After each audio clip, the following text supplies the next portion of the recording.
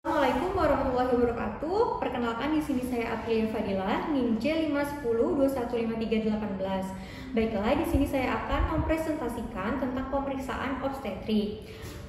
Jadi, definisi dari pemeriksaan obstetrik itu apa? Jadi, dia merupakan bagian dari antenatal care, di mana pemeriksaan kehamilan yang dilakukan untuk memeriksakan keadaan ibu dan janin secara berkala yang diikuti dengan upaya koreksi terhadap penyimpangan yang ditemukan pada ibu hamil secara berkala untuk menjaga kesehatan ibu dan janinnya. Paling sedikit dilakukan 4 kali. Yang pertama, 1 kali pada trimester 1, yang kedua 1 kali pada trimester 2, dan yang ketiga 2 kali pada trimester 3. Pemeriksaan obstetrik sendiri dibagi menjadi ada anamnesis, kemudian ada pemeriksaan luar, pemeriksaan dalam. Nah, untuk anamnesis itu kita yang pertama menanyakan identitas pasien dan suami, seperti nama, umur, pekerjaan, nama suami, agama, dan juga alamatnya. Kenapa kita harus menanyakan identitas pasien? Yaitu untuk identifikasi atau mengenal pasien dan mengetahui status sosial ekonomi untuk menentukan anjuran atau pengobatan yang akan diberikan serta penentuan prognosa kehamilan setelah mengetahui umur pasien. Yang kedua, menanyakan keluhan-keluhan yang muncul pada pemeriksaan. Yang ketiga, menanyakan riwayat menstruasi. Yang pertama ada menarche pertama kali atau usia mens pertama kali itu umur berapa, kemudian teratur atau tidak, lamanya, banyaknya darah, nyeri atau tidak, untuk menilai soal alat kandungan, dan juga menanyakan HPHT atau hari pertama haid terakhir. Yang keempat, kita menanyakan riwayat perkawinan, sudah kawin atau belum, kemudian menikah berapa kali, dan juga sudah berapa lama. Setelah itu, yang kelima, menanyakan riwayat kehamilan sebelumnya. Apakah di riwayat kehamilan sebelumnya ada pendarahan, kemudian terdapat hiperemis gravidarum. Yang keenam, kita menanyakan riwayat persalinan sebelumnya. Apakah spontan atau dibantu oleh sesar, kemudian atom, atau ada pendarahan, kemudian siapa yang menolong, misalkan di bidan atau di dokter. Selanjutnya yang ketujuh, menanyakan riwayat nifas sebelumnya. Adakah demam atau tidak, pendarahan atau tidak, menyusui atau tidak. Kemudian menanyakan riwayat anak yang lahir, jenis kelaminnya apa, hidup atau mati, kemudian berat lahir. Selanjutnya menanyakan riwayat kehamilan sekarang, kapan merasakan gerak anak. Kemudian apakah misalkan dia hamil muda, kita tanyakan adanya mual, muntah, sakit kepala, atau pendarahan. Kemudian jika dia hamil tua, kita tanyakan adanya edem kaki atau muka, sakit kepala, pendarahan, dan juga sakit pinggang. Selanjutnya kita menanyakan riwayat penyakit keluarga seperti penyakit keturunan, DM, terus kelainan genetik, hipertensi, asma, kemudian riwayat hamil kembar, penyakit menular seperti TBC. Kemudian kita tanyakan apakah memiliki riwayat kontrasepsi, pakai kontrasepsi atau tidak, kemudian metodenya apa, jenisnya apa, berapa lama, dan apakah ada efek sampingnya.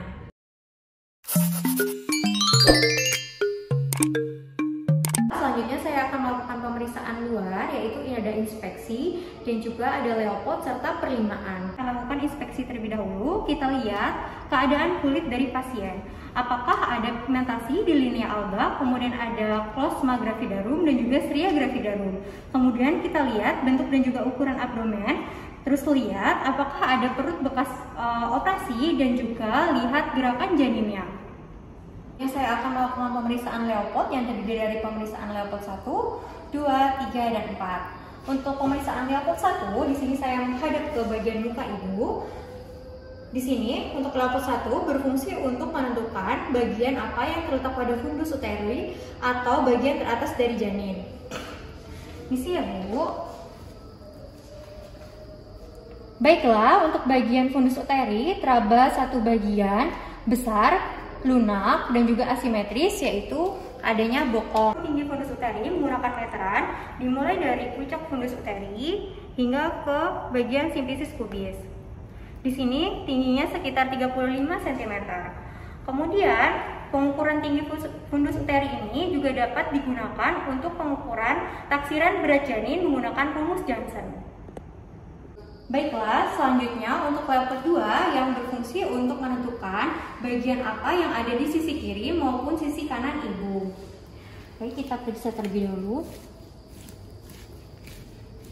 Baik, di sisi kiri terdapat satu tahanan panjang yang artinya ada bagian punggung janin, berarti punggung janin berada di sebelah kiri atau punggung kiri. Kemudian setelah saya melakukan layout 2, yaitu menentukan punggung janin ada di sebelah kanan ataupun kiri, di sini saya akan melakukan pengukuran DJJ atau denyut jantung janin. Dilakukan di bagian yang terdapat punggung, yaitu tadi sudah saya raba di sebelah kiri, yaitu punggung kiri. Kita raba bagian punggungnya untuk mengukur DJJ atau denyut jantung janin. Kemudian kita dengarkan. Di sini tangan saya berada di bagian simplicis pubis untuk menentukan bagian terbawah janin.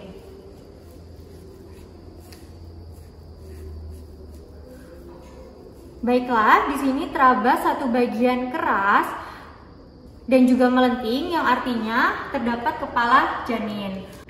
Baiklah, selanjutnya saya akan melakukan pemeriksaan layout 4. Di sini saya menghadap ke bagian kaki ibu. Di sini kita raba bagian simplicis pubisnya, kita raba. Di sini terdapat dua hasil, yaitu ada divergen dan juga konvergen, di mana jika konvergen, jari kita masih bisa bertemu seperti ini. Seperti ini.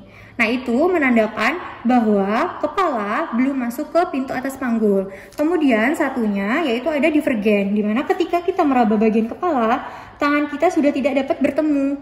Jadi seperti ini. Nah, itu menandakan bahwa kepala janin sudah masuk ke pintu atas panggul. Selanjutnya, di sini saya akan melakukan pemeriksaan perlimaan, di mana pemeriksaan perlimaan bertujuan untuk menentukan sejauh mana kepala janin sudah masuk ke pintu atas panggul. Pemeriksaan perlimaan di sini ada yang 5/5, kemudian ada 4/5, 3/5, 2/5, 1/5, dan juga 0/5. Di sini, satu sisi tangan kanan saya berada di bagian bawah simplicis pubis dan juga satu sisi tangan kiri saya berada di bagian atas simplicis pubis. Di sini saya akan meraba bagian kepala janin terlebih dahulu. Baiklah, jika kita masih dapat meraba seperti ini, itu berarti hasilnya 5/5 menggunakan 5 jari kita, yang artinya kepala di atas pintu atas panggul dan juga mudah digerakkan. Selanjutnya, ketika kita raba, ternyata hanya 4 jari kita yang bisa meraba kepala itu. Berarti itu hasilnya adalah 4/5, di mana kepala sudah sulit digerakkan dan bagian terbesar kepala belum masuk ke panggul. Selanjutnya, ketika kita raba dan hanya bisa meraba kepala menggunakan 3 jari kita seperti ini, itu artinya bagian terbesar kepala belum masuk ke panggul. Dan juga hasilnya 3/5. Selanjutnya, ketika kita meraba dan juga hanya 2 jari kita yang dapat meraba kepala tersebut, maka hasilnya itu adalah 2/5. Selanjutnya, ketika kita meraba dan hanya 1 jari kita yang dapat meraba kepala janin, itu hasilnya 1/5, yang artinya kepala di dasar panggul. Kemudian ketika kita raba dan kita tidak dapat menemukan bagian keras melenting atau bagian kepala, berarti hasilnya itu 0/5, yang artinya sudah di perineum.